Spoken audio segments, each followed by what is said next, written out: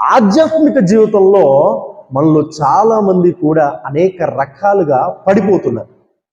ఎలాగా అనేక రకాలుగా మనము పడిపోతున్నామో పరిశుద్ధ గ్రంథంలో కొంతమంది ఎలా పడిపోయారో వారిని ఒకసారి మనము చూసి ఆలోచన చేసినట్లయితే దేవుడు ఈరోజు వారి జీవితాల ద్వారా మనకు హెచ్చరిక చేసి అలా పడకుండా మనము జాగ్రత్త పడేటట్లుగా దేవుడు కొన్ని ఆత్మీయ పాఠాలు మనకు నేర్పించబోతున్నాడు. మొదటిగా ఆదికాండం మనం చూసినట్లయితే ఆదికాండము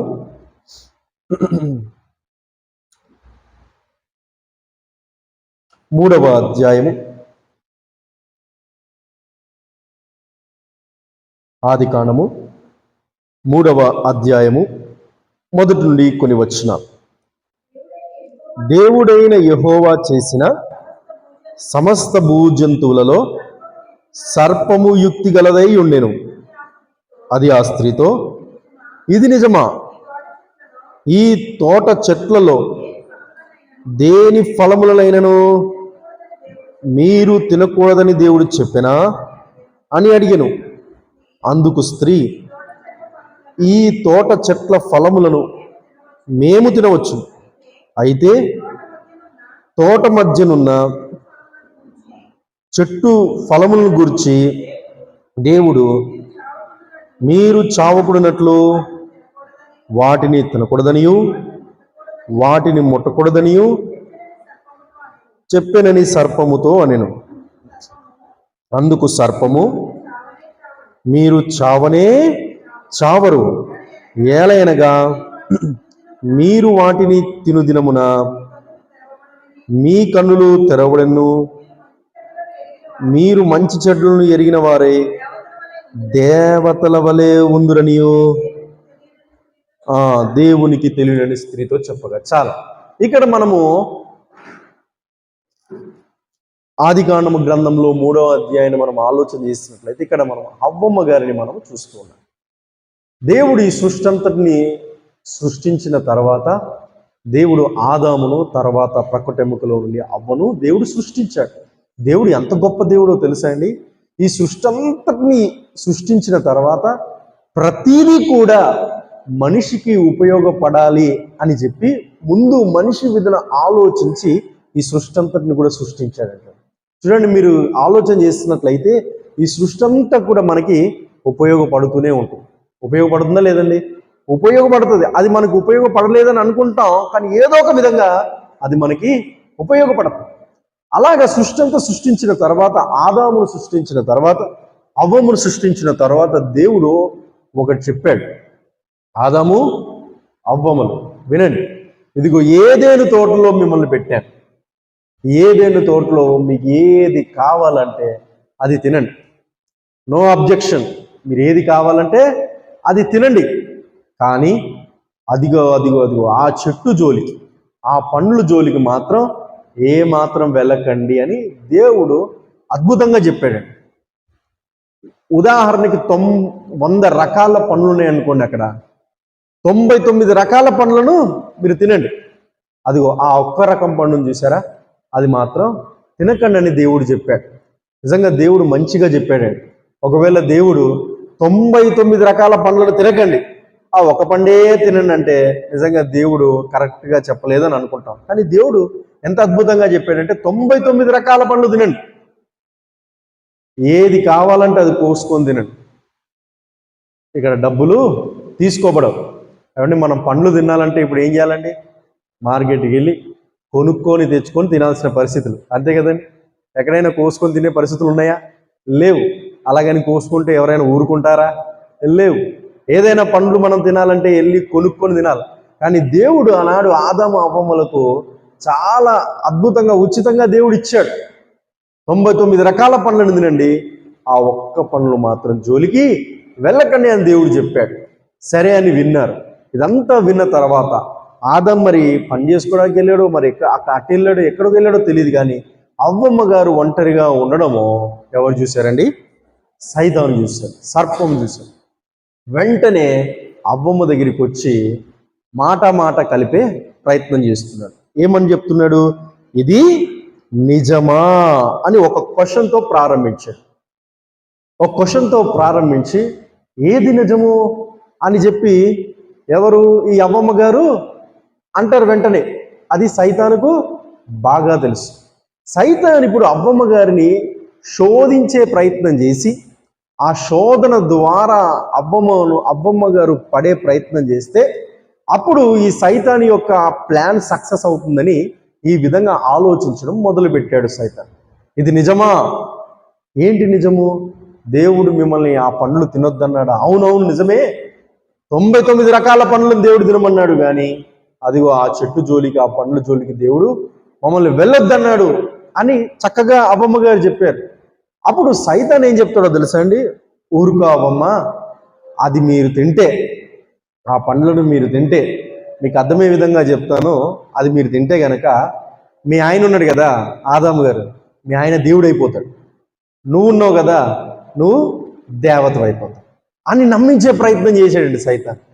చూడండి, ఒక్కసారి అవ్వమ్మ గారు ఆలోచించే ప్రయత్నం చేస్తే దేవుడు ఆదామును అవ్వమును ఎవరి స్వరూపము ఎవరి పోలిక చొప్పున సృష్టించాడు? దేవుని స్వరూపము దేవుని పోలిక చొప్పునే సృష్టించాడు.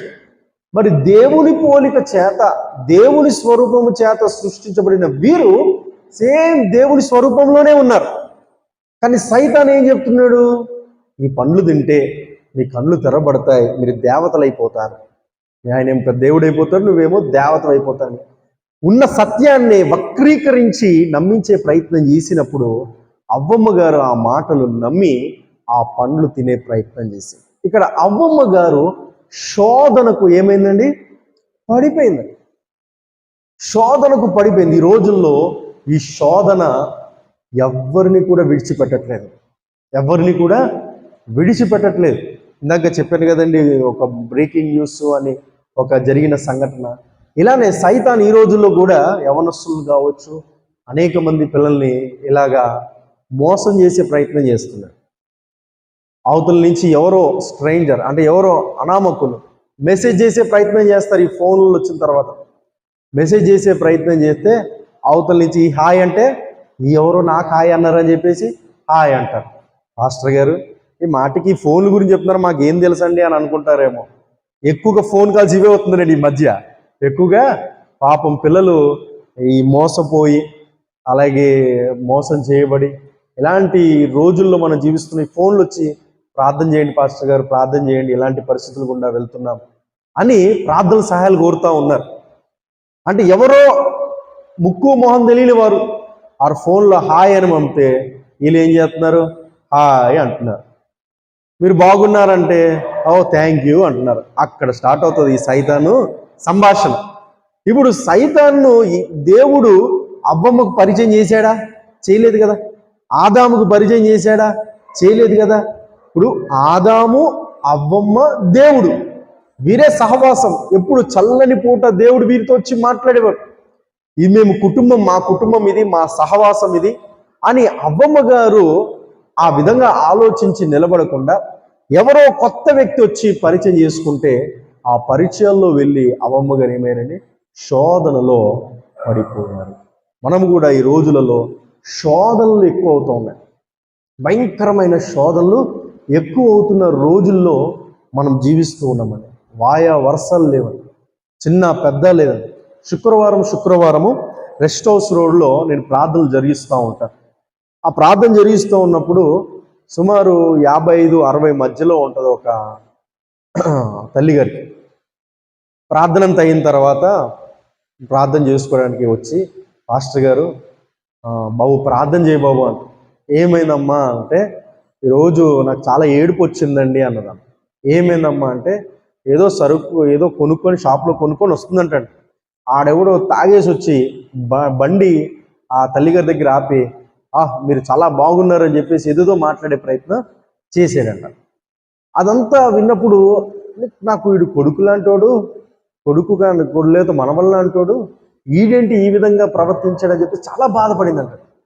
అలా ప్రార్థన చేయించుకోవడానికి వచ్చి ఆ మాటలు చెప్పినప్పుడు ఆమె బాధపడింది. ఆ మాటల్లో నాకు కూడా చాలా బాధ అనిపించింది. అంటే ఈ రోజులు శోధన అనేది చిన్న పెద్ద లేకుండా అందరినీ కూడా సైతాను శోధిస్తూ ఉన్నాడు. మరి శోధనలో కొంతమంది పడిపోతున్నారు.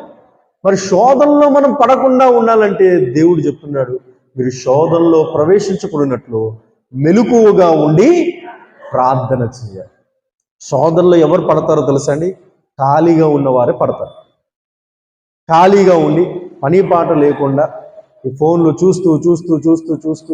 చూస్తున్న వారే ఎక్కువ శోధనలో ప్రస్తుతం ఉన్న రోజుల్లో మనం పడుతూ ఉన్నాం. ఇదివరకు చెప్పాను, ఫోన్ ఆన్ చేసి యూట్యూబ్ ఆన్ చేసి ఏ పాటకో మీరు క్లిక్ చేస్తారు, అనగా దేవుని పాటకో దేవుని వాక్యానికో క్లిక్ చేస్తారు. అది వస్తూ ఉంటుంది. అది మిమ్మల్ని కుదురుగా ఉండనిస్తుందా? దాని కింద ఏదో వంటది బొమ్మ వస్తూ ఉంటుంది. ఏంటండి? ఏదో వంటదో లేకపోతే ఏదో వస్తుంది. ఈ పాటని ఈ ప్రసంగాన్ని ఆపేస్తారు. ఇదేదో బాగుందని ఇది క్లిక్ చేస్తారు. దాని తర్వాత ఇంకేదో వస్తుంది, అది క్లిక్ చేస్తారు. దాని తర్వాత ఏదో బట్టలో ఏదో వస్తూ ఉంటుంది, అది క్లిక్ చేసి సైతాన్ ఏం చేస్తాడు తెలుసా? మెల్లగా నీకు ఇష్టమైన సినిమా హీరో ఫోటో వస్తుంది, లేకపోతే నీకు ఇష్టమైన ఎప్పుడో గత కాలంలో చూసిన సినిమా బొమ్మ వస్తుంది. అప్పుడు అటు ఇటు చూసి ఏం చేస్తారు? మెల్లగా క్లిక్ చేస్తారు. ఖాళీగా ఉన్నారు కదా, మెల్లగా క్లిక్ చేసి ప్రసంగాన్ని పూర్తిగా వినరు, పాటలు పూర్తిగా వినరు, కానీ ఇదంతా పూర్తిగా చూసేసి అమ్మయ్య అని సైతాను ఈ రోజుల్లో మనుషులను సమయాన్ని ఖాళీగా ఉంచే ప్రయత్నం చేసి ఏం చేస్తున్నా తెలుసా అండి? శోధనలో పడేస్తారు ప్రతి ఒక్కరిని కూడా. అందుకని దేవుడు ఎంత అద్భుతమైన మాట మనకి క్రొత్త నిబంధనలో సెలవిచ్చాడంటే, మీరు శోధనలో పడకుండా మెలకువగా ఉండి ప్రార్థన చేయాలి. ప్రార్థన ఒక్కటే మనల్ని శోధనలో పడకుండా కాపాడగలుగుతుంది. దేవునికి స్తోత్రం కలుగును గాక. ఖాళీ సమయం ఎక్కడైనా మనకి ఏర్పడిందా, వెంటనే దాన్ని ప్రార్థన సమయంగా మనం మార్చుకోవాలి. ఏమి తోచట్లేదా, వెంటనే అది మనము వాక్య ధ్యాన సమయంగా మార్చుకోవాలి. మనకి సమయం ఖాళీగా దొరికింది అని అంటే దాన్ని మనం ఎప్పుడైతే అది ప్రార్థనా సమయానికి మనం మార్చుకుంటామో, వాక్య ధ్యానానికి మనం ఎప్పుడైతే మార్చుకుంటామో, ఆ సమయాన్ని సైతాను దొంగిలించకుండా మనము శోధనలో పడకుండా మనం కాపాడుకోగలుగుతాం. మన సాక్ష్యాన్ని మనం కాపాడుకోగలుగుతాం. దేవునికి స్తోత్రం కలుగును గాక. హల్లెలూయా. కాబట్టి శోధనలో పడకుండా మనం కాపాడుకోవాలి. మనకి సమూయేలు మొదటి గ్రంథము 11వ అధ్యాయంలో కూడా రెండో గ్రంథం 11 అధ్యాయంలో కూడా దావీదు ఖాళీగా ఉండి మిద్ది మీద చక్కర్లు కొడుతూ బత్షెబాతో పాపం చేసిన సంఘటన మనకు కూడా తెలుసు. ఖాళీ సమయాన్ని సైతాను ఖచ్చితంగా చూసి ఆ సమయాన్ని మనము శోధనలో పడేటట్టుగా సైతాను చేస్తాడు గనుక ఖాళీ సమయాన్ని మనం ఏమాత్రము కూడా ఉండనిచ్చుకోక ఆ ఖాళీ సమయాన్ని మనం ప్రార్థన సమయంగా మార్చుకుందాం. ఓ గొప్ప దైవజనుడు, మిషనరీ గారు ఓ మాట, అద్భుతమైన మాట సెలవిచ్చారు. ఒక ఆయన వచ్చి, పాస్టర్ గారు, నేను దేవుని సన్నిధికి వచ్చి ప్రార్థన చేస్తున్నానండి. ప్రార్థన చేసుకొని ఆమేన్ అని నా టైం చూసుకుంటే ఎంత గట్టిగా ప్రార్థన చేసినా 5 నిమిషాలు కదట్లేదండి. నేను ఏంటంట, అబ్బా ఈరోజు నేను గంట చేసేసాను అనుకొని వాచ్ చూస్తున్నాడంట. 5 నిమిషాలు ఏముంటుందంట అంటే 3 నిమిషాలు, 4 నిమిషాలు, 5 నిమిషాలు. 5 నిమిషాలకి దాటి 1 నిమిషం కూడా వెళ్ళలేకపోతున్నాడు. ఎలాగండి పాస్టర్ గారు, ఎలాగా ఎక్కువసేపు ప్రార్థన చేయాలి అని కోరాడంట. అలా కోరినప్పుడు అప్పుడు పాస్టర్ గారు, ఆ దైవజనుడు చెప్పాడంట, నువ్వు 5 నిమిషాలు నువ్వు కేవలం చేయగలుగుతున్నావు అంటే అర్థం ఏంటంటే నీ కోసం నువ్వే చేసుకుంటున్నావు. అలా నీ కోసం నువ్వు చేసుకుంటున్నావు గనుకనే ఎక్కువ సమయం ప్రార్థన చేయలేకపోతున్నావు. తీసుకో, ఓ పేపర్ తీసుకో, సమస్యలు రాసుకో, అలాగే దేశ పరిస్థితులు రాసుకో, నీకు తెలిసిన వారి గురించి రాసుకో, ఒక్కొక్కరి గురించి ప్రార్థన చేయడం మొదలుపెట్టు. అప్పుడు ఎక్కువ సమయం నువ్వు ప్రార్థన చేస్తావు అని ఆ దైవజనుడు చెప్పాడు. దేవునికి స్తోత్రం కలుగునుగా. మొదటిగా అవ్వమ్మ గారు శోధనలో పడ్డారు. అలా పడిన కారణాన్ని బట్టి, తర్వాత ఆదాము ఆ పండు తిన్న కారణాన్ని బట్టి వారు అద్భుతమైన ఏదేను తోటలో నుండి గెంటివేయబడి గచ్చ పొదలు ముండ్ల తుప్పల దగ్గరికి పడిపోయారు. చూడండి, ఎక్కడ ఏదేను తోట. ఏదేను తోట అంటే ఒక మినీ పరలోకము అని అంటారు. అంటే పరలోకంలో మనం ఇంకా వెళ్ళలేదు, చూడలేదు, కానీ ఏదేను తోటను కూడా మనం ఆలోచన చేసినట్లయితే ఒక చిన్న పరలోకం లాంటిది ఏదేను తోట అంటారు. అంత అద్భుతమైన ఏదేను తోటను శోధన ద్వారా ఏమైపోయారండి, ఈ ఆదాము అవ్వమ్మ కోల్పోయి గచ్చ పొదలు ముండ్ల తొప్పుల్లోనికి వారు గెంటి వేయబడ్డారు, శోధించబడ్డారు. ఆ శోధనకు ఫలితం ఏంటంటే దేవుని సన్నిధి, దేవుని సహవాసం, దేవునితో ఉన్న ఆ సత్సంబంధాన్ని వారు కోల్పోయి తర్వాత ముండ్ల తుప్పలు గచ్చు పొదల్లోనికి వారు వెళ్ళిపోయారు. ఇప్పుడు కష్టపడితేనే కానీ రెక్కాడితేనే కానీ డొక్కాడని పరిస్థితుల్లోనికి వారు వచ్చేసారు.